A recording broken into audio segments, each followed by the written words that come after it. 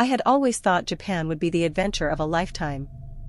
The allure of a new culture, different food, and an entirely different way of living was too much to resist. My job as an English teacher in a small town just outside Tokyo was perfect, giving me a chance to experience Japan in a way most tourists never could. One of the first places I discovered was the little convenience store down the street from my apartment. It wasn't a flashy 7-Eleven or a Lawson's, but a small, family-run place that had a quaint charm about it.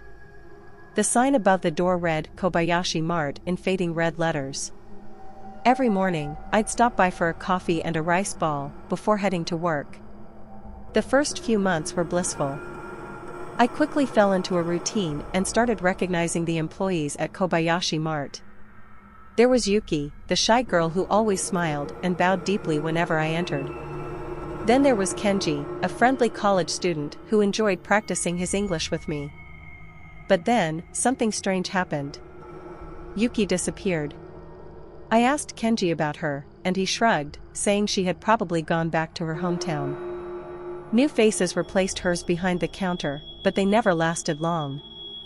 At first, I didn't think much of it. High turnover is normal in convenience stores, right?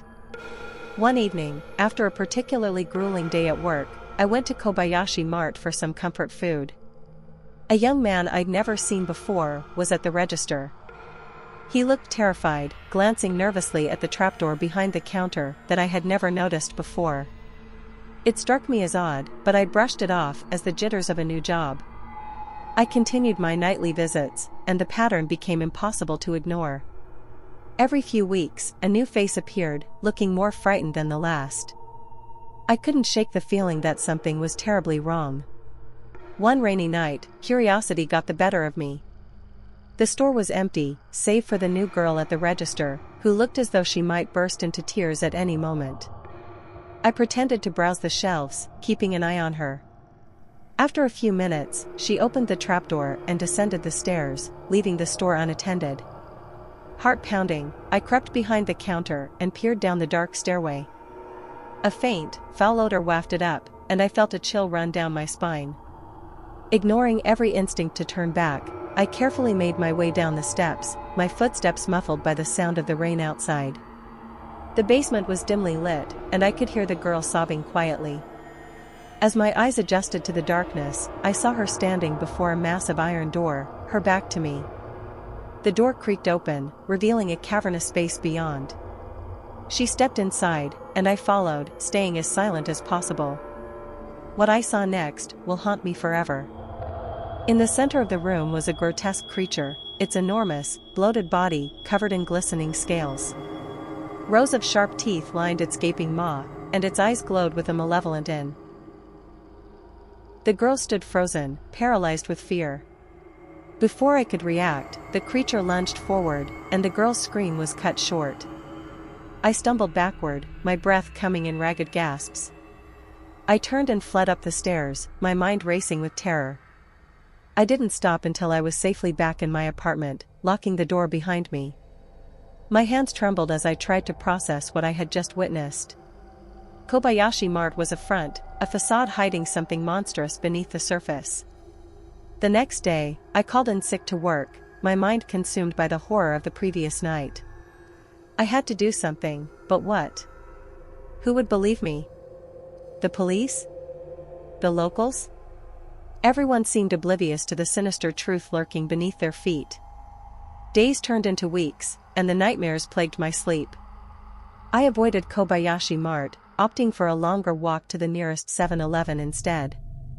But the guilt gnawed at me. I couldn't shake the feeling that I had to do something to stop this. Finally, I mustered the courage to return. The store looked the same as ever, but I knew better. Another new employee greeted me, her eyes wide with fear. I needed proof, something to show the authorities.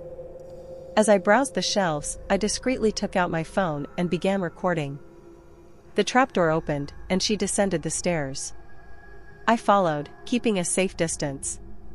This time, I was ready. I captured every detail: the iron door, the cavernous room, the monstrous creature. I fled once more, but this time, I had evidence. I took it to the police, my heart pounding with a mix of fear and hope. They were skeptical at first, but the video spoke for itself. A raid was organized, and Kobayashi Mart was shut down. The creature was captured, its existence hidden from the public to prevent mass hysteria. The town moved on, unaware of how close they had come to a living nightmare. As for me, I couldn't stay. The memories were too painful, the fear too real. I returned to the US, but the horrors of that small Japanese town will stay with me forever. I still see their faces in my dreams, the terrified employees, the monstrous creature. Japan was supposed to be an adventure, but it became a waking nightmare I will never forget.